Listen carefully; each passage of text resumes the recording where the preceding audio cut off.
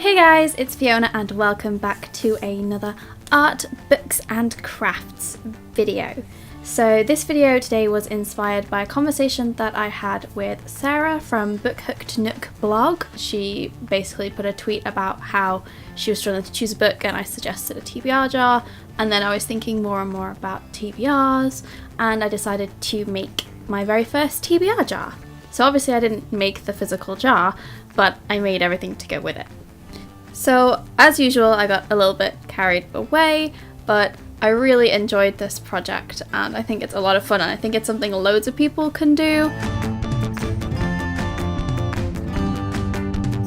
The jar that I have here is actually a pound from Poundland.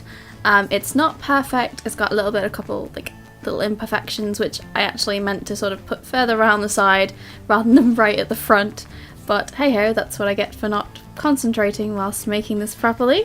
The jar was the only thing I actually bought. All the stuff I show at the beginning, the ribbons, the washi tape ribbon type thing, they were stuff that I already had from either previous projects or my bullet journal or just general crafting supplies because I have a lot of random stuff.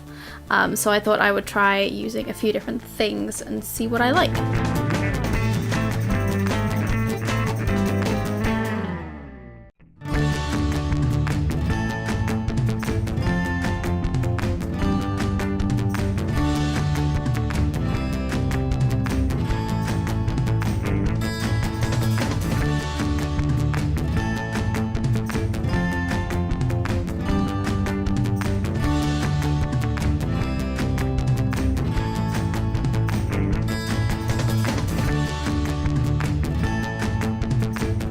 So the washi tape wasn't working out, I didn't like how it was going, and I decided, you know what, let's keep it simple.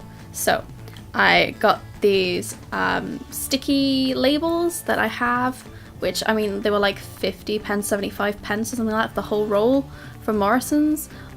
These have been a godsend. I've used them on so many things, it's been brilliant, and I think they will be a staple in my crafting supplies. I had lots of fun just coming up with a really simple design. I didn't want to overdo it, so I kept with the gold and red, mostly the gold with the red being more of an accent colour, which is why I used darker red and orange paper for my actual TBR inside.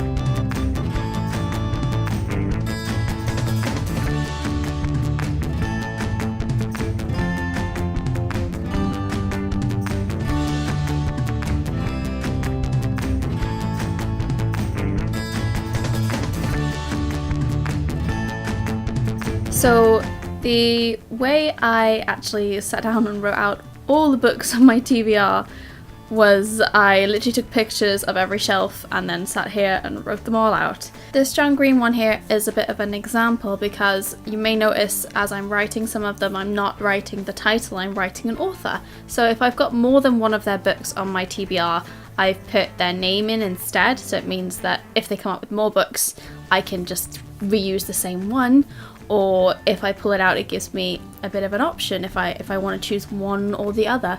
So John Green, Garth Nix, Patrick Ness, those are the main ones I have several copies of. So everything that's on the red ones, this is just because of the way my bookcases are laid out. So my trade size paperbacks, and then half of the regular, like standard size paperbacks are on that.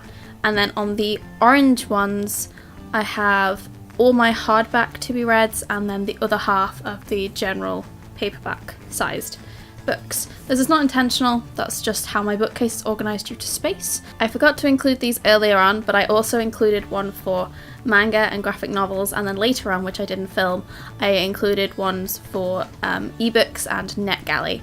So if I maybe feel like I'm not getting those as often, I will add a few more in. I think that might be interesting. Maybe I'll add some challenges in as well. I'm really interested in throwing a few different things in there, a few different ideas. So if you've got any ideas as to what I should throw in my TBR jar for a bit of a challenge, please let me know. I hope you've enjoyed this video today and you're enjoying this series. There might be a small gap now between this series and I might do some regular content, but I'm hoping to do some other crafty things soon. Again, I've got some stuff planned, but it's going to take a little bit of prep, so we'll see what happens there. I hope you guys have enjoyed this video today, and I will see you all in the next one. Bye!